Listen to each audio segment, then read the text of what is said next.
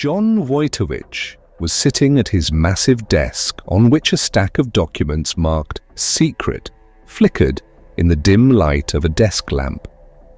From the green lampshade, the light fell exactly on the very sheets that sent a chill through the skin. Wojtowicz had been studying photos and printouts from the CIA for hours, all about the Guardian project. Each new document revealed more and more gruesome details of the CIA's experiments with an alien substance called grey fog.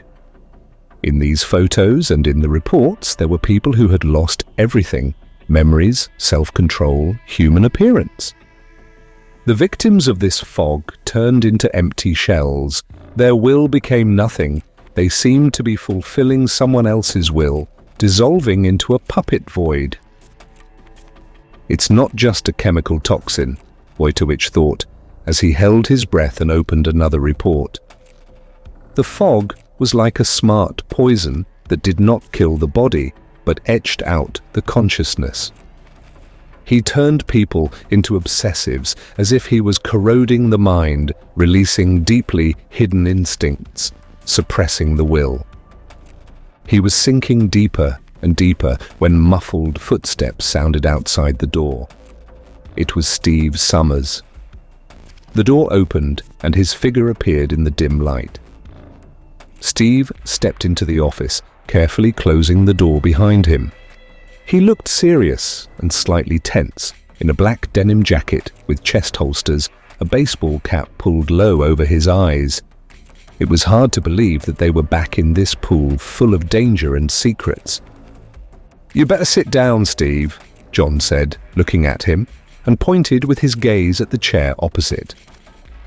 Steve slowly sat down in front of him, mechanically adjusting the holster at his heart. His eyes fell on the folder with the documents, and he felt that Wojtowicz was not looking up from the papers. "This is about the Guardian project, right? What is it?" he asked hoarsely, as if he wasn't waiting for an answer. "Have they started testing the toxin on humans?" "It's not easy to test, Steve. They've already started using it on several sites," John replied coldly, looking up from the sheets. There was a tension in his voice that Wojtowicz had only in the most urgent cases. Steve frowned, and his gaze froze on the photo lying in the upper corner of the table.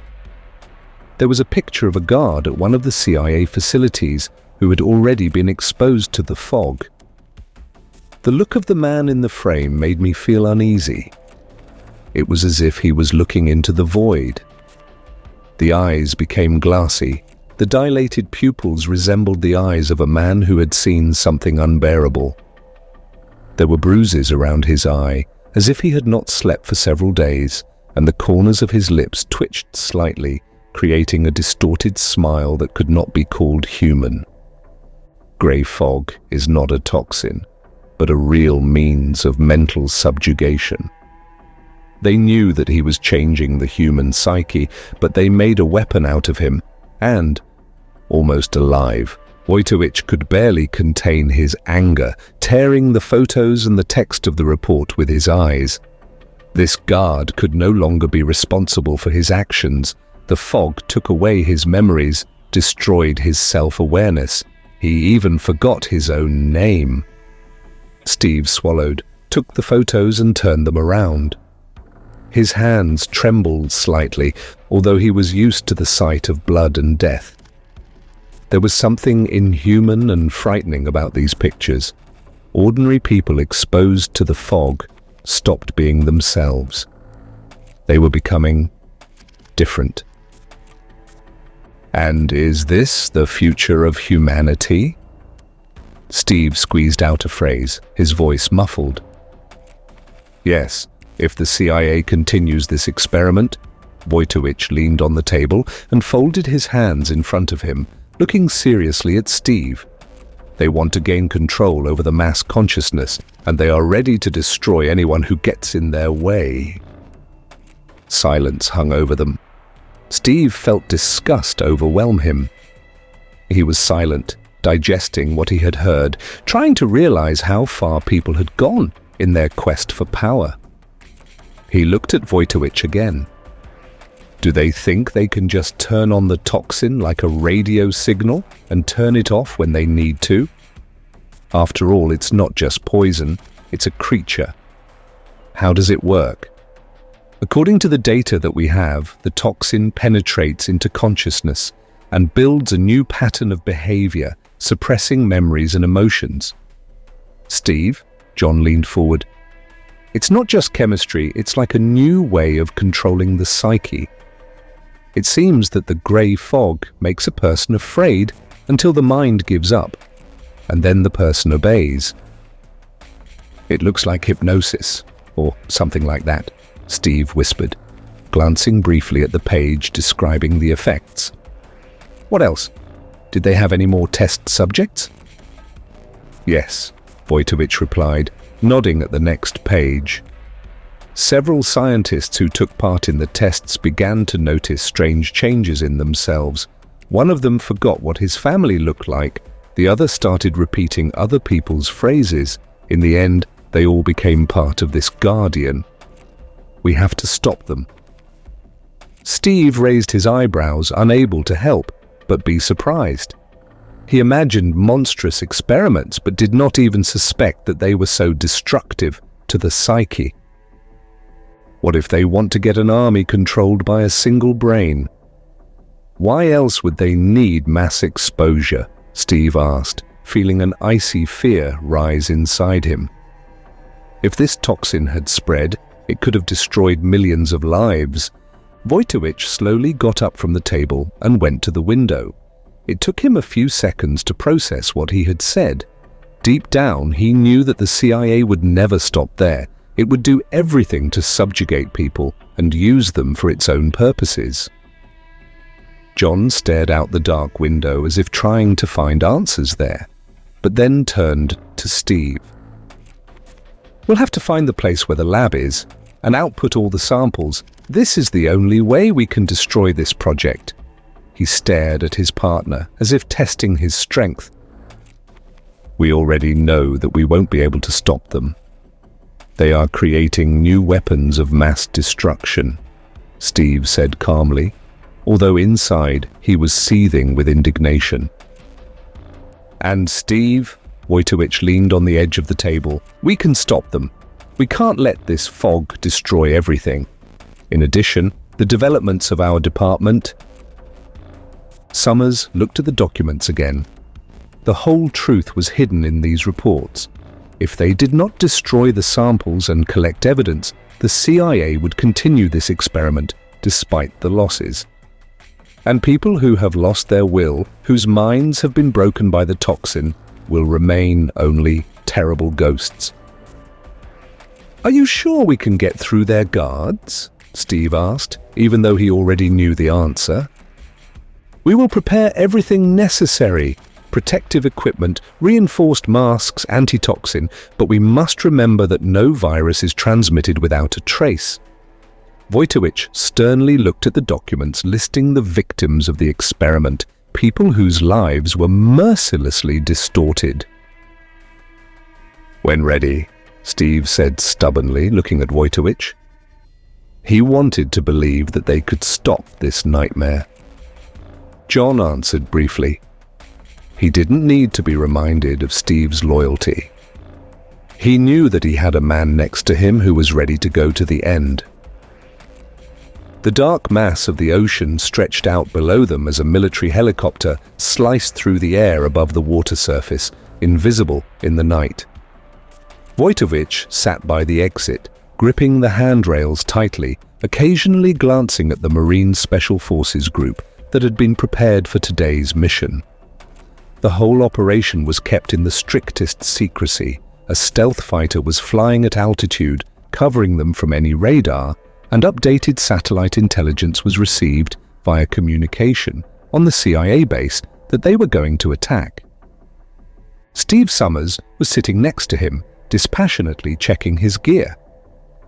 Over the past 24 hours, they have managed to carefully consider every detail of the operation. Silence hung heavily around the squad, broken only by the sounds of the engine running. The fighters were focused. Their faces were hidden by masks prepared to protect them from the fog and other unknown influences that could occur at the facility. "We are approaching the landing point," the pilot's voice rang out. 5 minutes. The cabin light went out, and everyone switched to night vision. The black earth was slowly approaching, illuminated by the outlines of trees and dense thickets. The base was only a few kilometers away, and every second brought them closer to the place of operation. When the pilot gave the command to land, Wojtowicz silently nodded to his men and prepared to jump. They were planted in a small forest clearing as stealthily as possible. Wojtowicz felt solid ground under his feet and heard the dull sound of propellers behind him as the helicopter began to rise and go back, leaving them in darkness. The communications received messages from the satellite. It recorded every movement around the base, allowing them to bypass the security points. Wojtowicz quickly got his bearings and checked all the fighters. The squad acted harmoniously as a single organism. He glanced at Steve briefly, checking that he was in place, and gave the command to move. Their path had been thought out in advance. There was a dense forest on rocky spurs around the base, and hiding among the trees, they made their way closer to the goal. Steve walked in front, monitoring the perimeter with a night vision device. They tried not to make noise and leave no traces, relying entirely on satellite data, which transmitted real-time visualization to them. The base was located in a valley surrounded by high fences and watchtowers. Illuminated by the weak light of the floodlights, it looked impressive, but Wojtowicz knew that the main part of the object was underground. This place was literally carved out of the rock. The maze of tunnels went down dozens of meters. "The facility is guarded by 20 people around the perimeter." A quiet voice sounded in the earpiece. The satellite identified patrolmen with automatic weapons and special devices capable of detecting any movement. The Marines received the data, and each of them already knew what to do. Wojtowicz raised his hand, gesturing for the group to slip through one of the vulnerable points of the fence. The operation was beginning. He signaled to the team, and 2 fighters using a plasma cutter silently made a hole in the fence. One by one, they began to seep in. John and Steve were the last to pass, watching the patrolmen closely. They followed the perimeter with clockwork precision, not paying attention to the fact that armed men had already slipped behind them. "Let's continue," Wojtowicz whispered into the microphone. The fighters were moving forward. They moved quickly and quietly, pausing only at moments when the nearest searchlight accidentally picked out flickering shadows. Wojtowicz checked the connection again, looking at the main building. The object was only a couple hundred meters away. His heart was pounding, but not a single emotion betrayed him. Every movement was verified, and everyone understood that something more than just documents was at stake today. When they entered, a suffocating chemical smell assaulted their breathing masks, even making its way through the filters. Thick cables ran along the walls from which a faint blue light emanated. In places, the walls were covered with dirt, and fragments of tiles lay on the floor, as if the object had been built hastily without taking into account amenities. "The band, follow me," John said into his earpiece. The corridors became more and more entangled. Wojtowicz led the squad, heading for the central complex, to the place where the laboratories with the fog samples were located. The fighters kept tight. Everyone looked carefully around, not missing a single detail. As they passed another bend, voices rang out ahead. Wojtowicz raised his hand, stopping everyone. CIA guards came around the corner. The Marines took aim at them and began to silently but accurately suppress the opponents. There were barely audible sounds of gunfire. The enemies had fallen. The corpses were hidden in niches along the walls, which God knows why they were set up here. No one could even notice that the commandos had passed through here. "According to the diagram, the lab is 2 levels below us," Steve said, consulting the base plan. Wojtowicz nodded and stopped for a moment, squeezing his partner's shoulder. His gaze, cold and determined, rested on the doors ahead. At that moment, thoughts pierced his mind. He realized that he was going against not just a laboratory, but a huge force that was playing its game, hidden and dangerous. His project Medium has long caused alarm in government circles.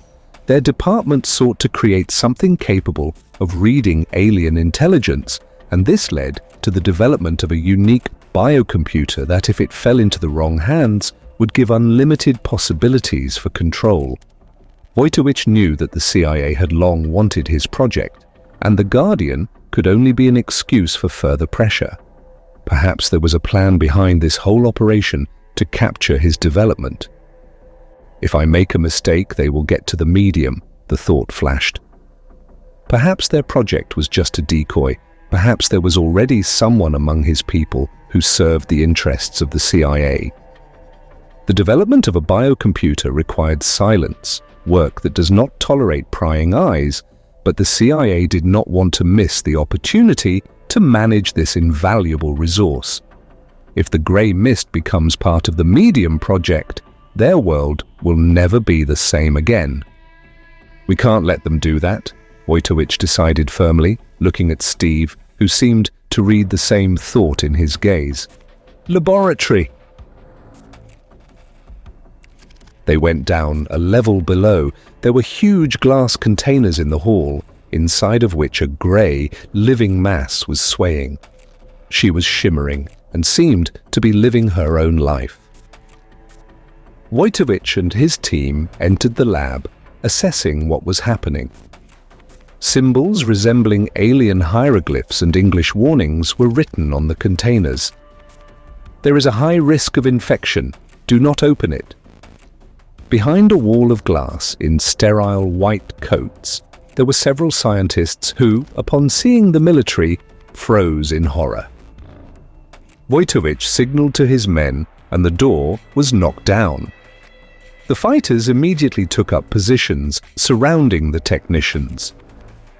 "Everyone stay where you are," Wojtowicz barked hoarsely. One of the scientists, trembling, came closer and began babbling about confidentiality. Wojtowicz stared into his eyes. "Are you the coordinator for the Guardian project?" "What is it?" he asked, restraining his growing rage. The scientist nodded, clutching the folder to himself. His gaze darted around the room, looking for an opportunity to escape, but he realized that his chances were zero. "Where are the main development data?" "What kind of documents?" Wojtowicz stepped forward. "The documents," the scientist stammered.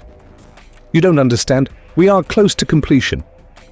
This is an incredibly valuable development. If you destroy us, you will destroy the opportunity." Wojtowicz didn't let him finish. He understood that this was not a man, but a fanatic, absorbed in his project.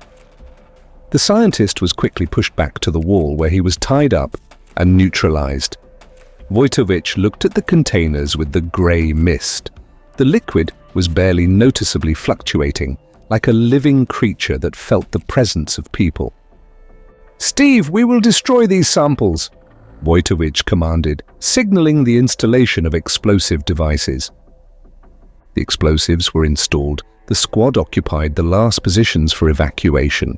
Steve held his rifle at the ready, covering Wojtowicz, who was inspecting the lab for the last time, making sure that not a single sample of the fog would survive their visit. The rest of the fighters, immersed in tense expectation, also checked their ammunition, preparing for the withdrawal signal. Wojtowicz found himself staring at the shimmering grey liquid behind the glass.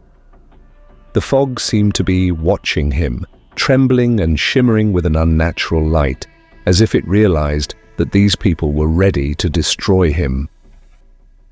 John felt that the more he looked at this substance, the more anxieties surged, irrational, as if inspired from the outside. His thoughts were interrupted by a dull sound coming from behind one of the doors.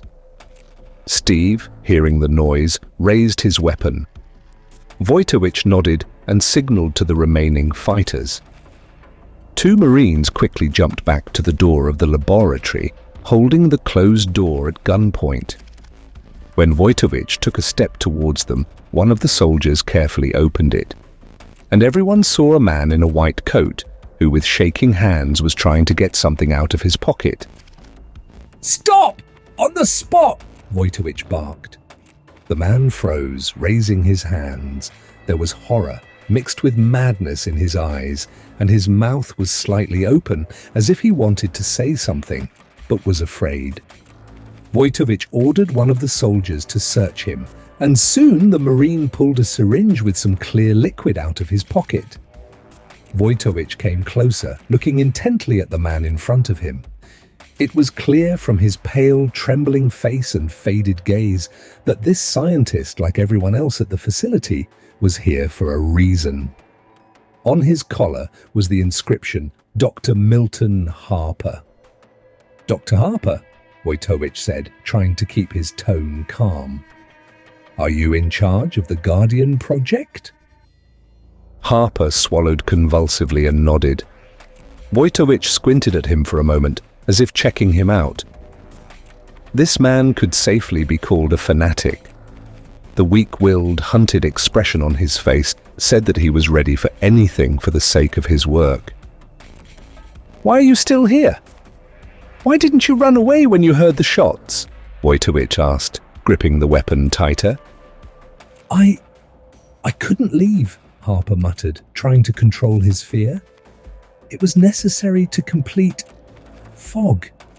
It's not finished yet, but soon we'll understand its nature and discover what you can't understand." The doctor's words were cut off. He was on the verge of hysteria. Wojtowicz looked at him skeptically and then ordered two Marines to lead Harper to a glass container with a sample of grey liquid.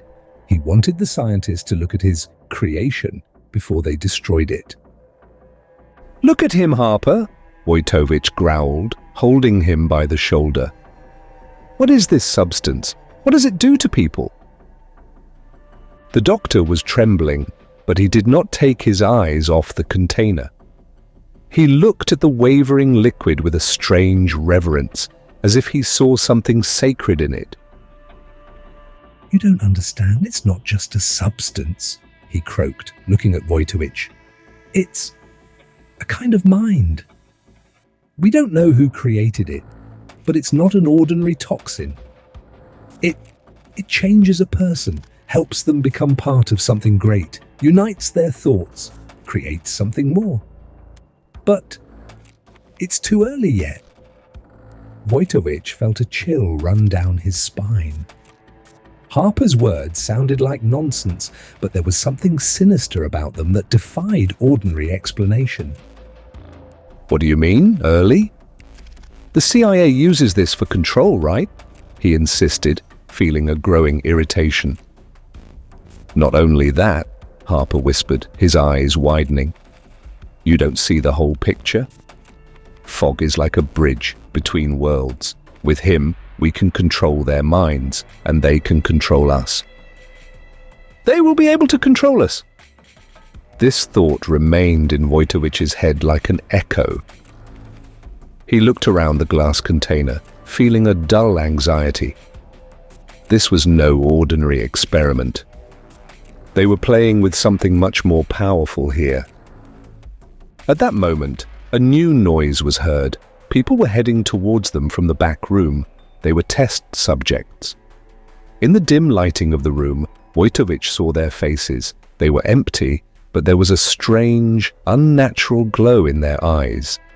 These people have apparently been exposed to the fog, but have not yet become its full victim. Their bodies moved jerkily, as if under someone's orders. "Everyone to your seats! Suppress the threat!" commanded Wojtowicz, holding his weapon at the ready. The commandos opened fire on the test subjects, who continued to move forward without feeling pain. Their bodies fell listlessly to the floor like dolls with cut threads, and each one's face remained frozen like a mask. Wojtowicz, gritting his teeth, aimed at one of the last, realizing that these people had already lost their consciousness and had become only carriers of someone else's will. After the room was empty, they heard a low, raucous laugh. Harper was standing against the glass wall and peering into the fog, which seemed to beckon him even behind the glass. Wojtowicz approached him. "You do realize they're dead, don't you, Harper?" "What is it?" he asked harshly. No, it's not death." Harper's voice was quiet and dreamy. "This is a new level. They are the first to reach it. We will all become like that." Wojtowicz felt that further questions were losing their meaning. These people were influenced by something that broke their will, leaving only shells. He ordered the soldiers to take Harper away. Steve approached Wojtowicz, his face showing concern. "Did you see their eyes, John? They didn't just obey orders. It was as if something else was controlling their thoughts." "I know, Steve." Wojtowicz tried to hide his growing sense of unease. "That's why we're here. The CIA thinks it can control this substance. They think they will bend him to their will, but who knows what it really wants?" Steve nodded softly, looking at the container of toxin. Then he walked away and placed an explosive charge at the base of the glass container. It was the final touch before they left the lab. Harper's clear voice came from behind him. "You can destroy us, but the bridge is already open. This substance is just the beginning. It will change everything."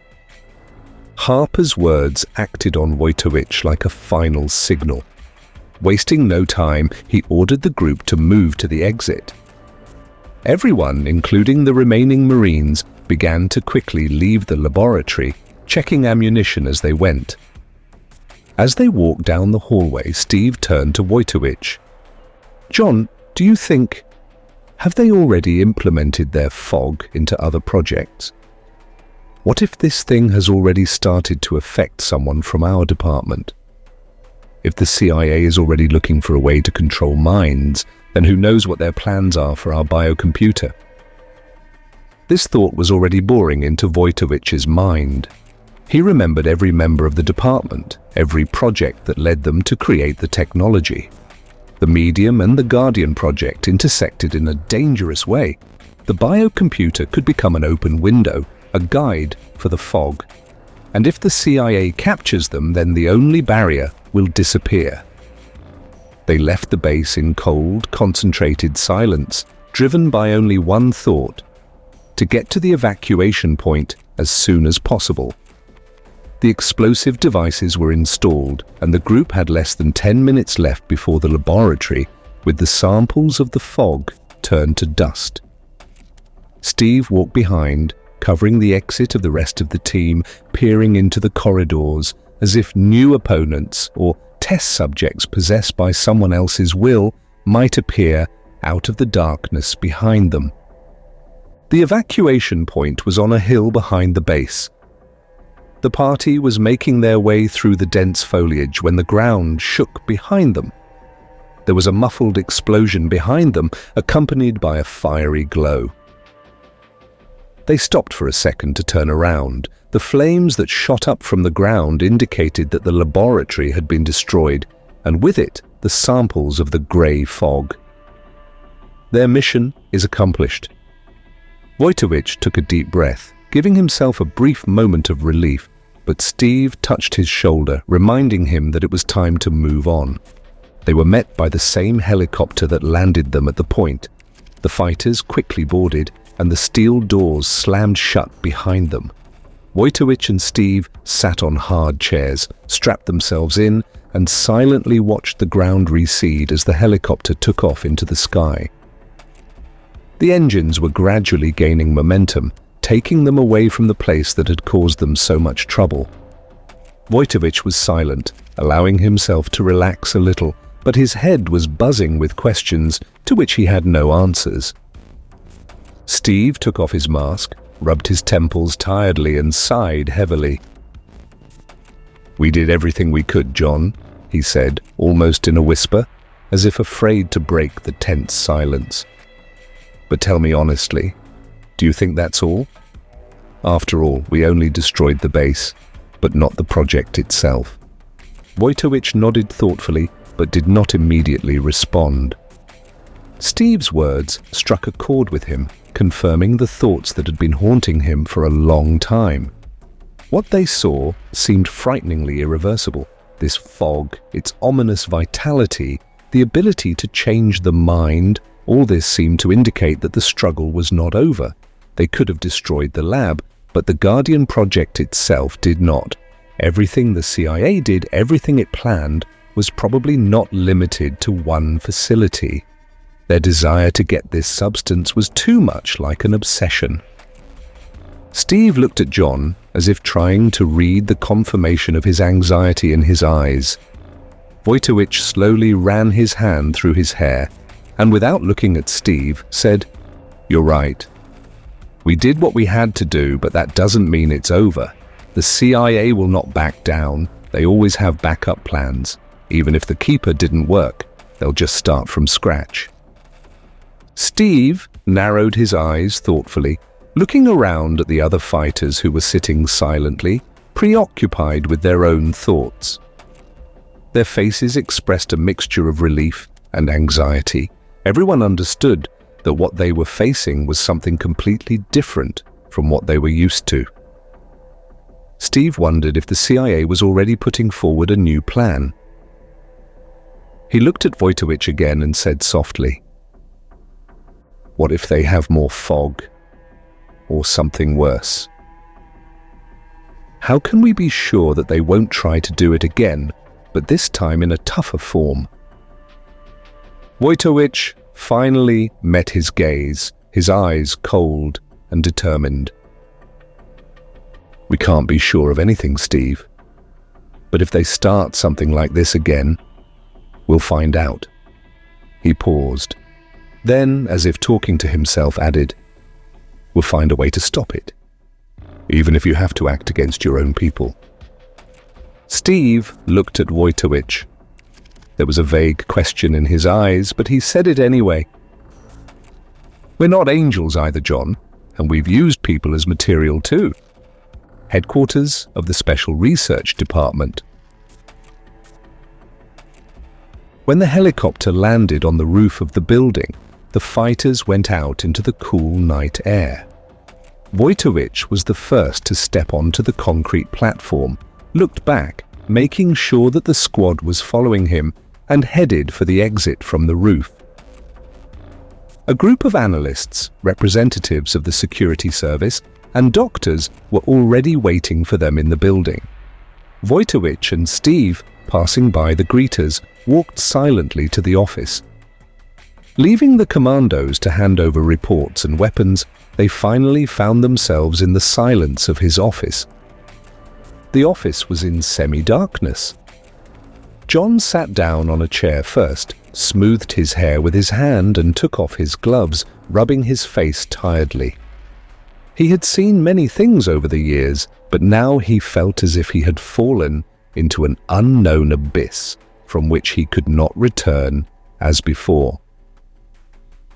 "You're thinking about it too, aren't you, John?" Steve's voice rang out. Wojtowicz nodded silently, then leaned back in his chair with an effort. His brain was already analyzing everything they saw. Harper was talking about a bridge between worlds. These words dug into his mind like insidious thorns. He remembered the empty eyes of the subjects, their unnatural movements. All this was something alien, as if they saw a reality hidden from the rest. If the CIA really intends to use this substance for control, then the fog can destroy even the very essence of the human psyche. Steve sat down across from him, and the silence that fell between them was full of tension. You do realize that this is not just a substance, right? It's like a self-replicating network. If at least one sample of the fog remained, if they managed to start spreading, Steve spoke slowly, as if realizing all the consequences of his words. I know, Wojtowicz swallowed hard, trying to pull himself together. But they have their own people. We destroyed the lab, but they still have the capabilities and technology. Who knows where else these samples might be? He understood that they had just destroyed one of the fronts of this hidden war, but the war itself had not ended. Behind this whole operation with the Guardian was the government, eager to control people, to break their will. The CIA had already gone too far, and he realized that he could not stop this system, but he could have caused her problems. At that moment, Wojtowicz suddenly felt strangely uneasy. Deep down, he knew that they were being watched, that the CIA had already built a network that was watching their every move. Maybe even there is a person inside his team who works for them. This thought did not leave him. After all, if the CIA has access to their technology, perhaps their department also has people recruited to transmit data about the medium. All you need is one spy, he thought, feeling a chill run down his spine. No sooner had he developed this idea than the phone rang. Wojtowicz shuddered, looking at the device. There was no number on the screen, just one inscription. Unknown. He exchanged glances with Steve, who tensed, sensing something was amiss. Without wasting a second, Wojtowicz pressed the button, accepting the call. I'm listening, he said coldly into the phone, trying to hide his excitement. There was a muffled, slightly distorted breathing on the other end, and then a calm, cool voice that was unlike anything he had heard before. The voice sounded metallic, and it sent chills through John's body. Congratulations, John, said a voice full of indifference. You made the first move, but this is not the end of the game. Wojtowicz felt his fists slowly clench. He realized that it was someone from the CIA, or perhaps an even more influential figure who knew about their every move. We destroyed the laboratory, all the samples. You don't have the fog anymore, Wojtowicz said dryly, trying to hide his concern. There was a short laugh in response, then a voice said, Do you really think so? This project was just one of the options. Fog is just one of our tools. You do understand that we are always one step ahead, and that soon we will have a biocomputer. Wojtowicz felt his insides turn over. A biocomputer. The CIA clearly intends to take over their project, and may already be taking steps to do so. The medium was supposed to remain a secret, and they kept it under the strictest control, but if the CIA seized their biocomputer, the consequences would be catastrophic.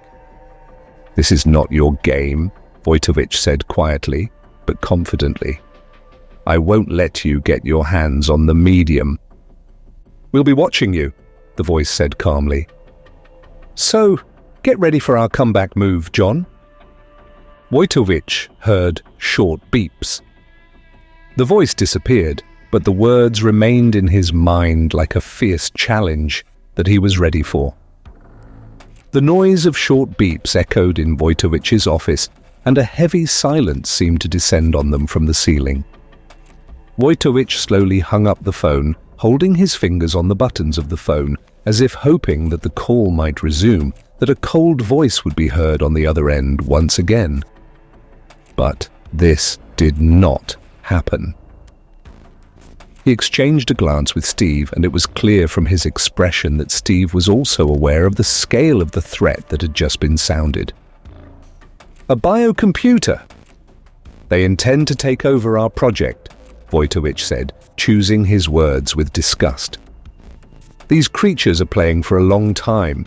It looks like all our security measures won't stop them. Steve didn't answer. He slowly took off his cap and ran his hand thoughtfully through his hair. This project which they had been working on for so long, could be destroyed and used against them. The medium is the key to connecting with minds of a different nature, a complex creation capable of establishing contact with what was beyond human understanding. Wojtowicz and Steve have always believed that their development would be a tool for science, for expanding the boundaries of knowledge. But now they saw that in the hands of the CIA, this biocomputer could become another weapon for suppressing the will and controlling people. John, if they get to the medium, we won't stand a chance. They will be able to manipulate the consciousness of any person, including ourselves. We'll be their next test subjects, Steve said, nervously drumming his fingers on the table. He realized more and more that they had come to a point where they would have to risk everything. We can't let them do that, Wojtowicz replied sharply, his voice sounding firm. Our goal now is to protect the project and eliminate the threat, even if it requires us to take drastic measures. On the table in front of him were documents, photographs, and reports collected on the medium in recent years. Each of these sheets was the result of thousands of hours of work, experiments, and lives spent on achieving an incredible goal. Now he understood that the CIA would never stop trying to take over their work, and every employee of the department could be under attack. The next morning, Wojtowicz assembled his entire department. All his men were aware of the assault on the base, but none knew about the call that came in the night, about the voice that challenged and threatened everything they had created. Wojtowicz stood in the briefing room, waiting for everyone to take their seats, and Steve stayed close, silently watching as employees exchanged tense glances. They felt that there might be something terrible ahead. This morning, we received information that our project may be threatened by some interested parties, Wojtowicz began, looking around the room with a tenacious gaze. The CIA is interested in capturing the medium, and in their opinion, we have no way to stop them. They think they can take over our technology and use it for their own purposes. The people sitting in the hall looked at each other in silence. They all understood that Wojtowicz was talking about something serious, perhaps even the most serious threat during the existence of the project. We are going to strengthen security measures and protect every aspect of the project, he continued, but in the event of an attempted takeover, we will have to destroy the medium so that it does not fall into the wrong hands. The staff reacted in different ways. Some turned pale upon hearing such words. Others, on the contrary, only frowned more deeply, realizing that it was their responsibility to protect the project. Wojtowicz knew they would take it seriously, but at the same time, he saw the shadows of fear in their eyes. And to be honest, he was shocked himself. Deciding to destroy the medium meant crossing out everything that had been created by them. I understand that you are all dedicated to this work, and if we have to sacrifice everything for her safety, I hope that you will support me. His words sounded restrained, but firm. Steve looked at Wojtowicz, seeing that he had made a decision. He understood that John was ready to sacrifice the project so that the CIA would not be able to use it for its dirty purposes. But this was not enough. More was needed. A clear plan was needed to protect every employee and every element of the project, which means that it would be necessary to weed out those who might turn out to be a spy. After the meeting, Wojtowicz and Steve left the people to do their work and went into a room equipped for secret briefings.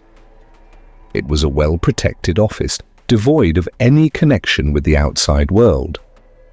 When the door closed behind them, Steve turned to John. Do you realize, John, that someone in the department may be their man? They probably already know about our defense plans and perhaps about our reaction to the threat. I know, Wojtowicz replied, closing his eyes and leaning on the table. We have to arrange a check for each of our employees, and we need to act quickly. Steve nodded. Realizing that this was the only way to safety, they developed a plan. Interviewing each employee, testing for loyalty, collecting information about everyone who had access to the medium. Wojtowicz knew he couldn't trust anyone until he was sure of their loyalty.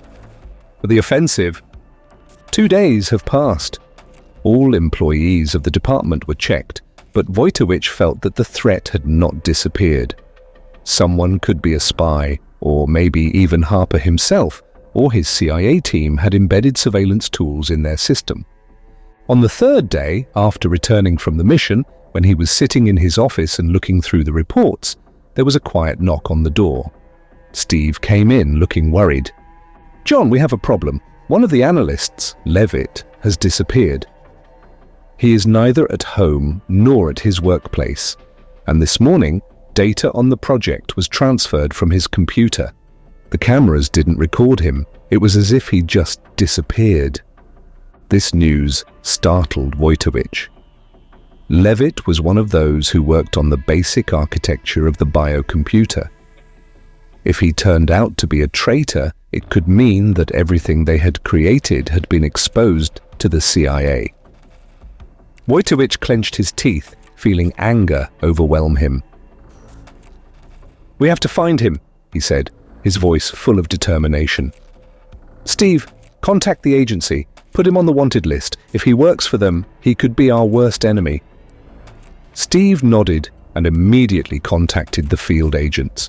However, deep down, Wojtowicz knew that it might be too late. That night, he sat in his office for a long time, looking at the dark glass walls. Images of the destroyed laboratory flashed before his eyes, the faces of the test subjects, the mad eyes of Harper, and the trembling shadows in the laboratory. He thought that now it was not just the system that was against them, but people who were ready to do anything for their goals. The next day, Wojtowicz learned that Levitt had been discovered in one of the CIA's hidden centers, where he was interrogated and involved in the development of a new mind control technology. This was the final touch to the understanding that the CIA had begun a new phase of the project. They captured Levitt, and with him, some of the knowledge about the medium. Steve looked down as he entered John's office. "They're on the offensive, John. We couldn't stop them." Wojtowicz just nodded, feeling empty inside. The CIA has made its move. The game had started all over again, but now he understood. They may be defeated. All he knew was that now they had to protect or destroy everything they had. A new battle awaited them ahead.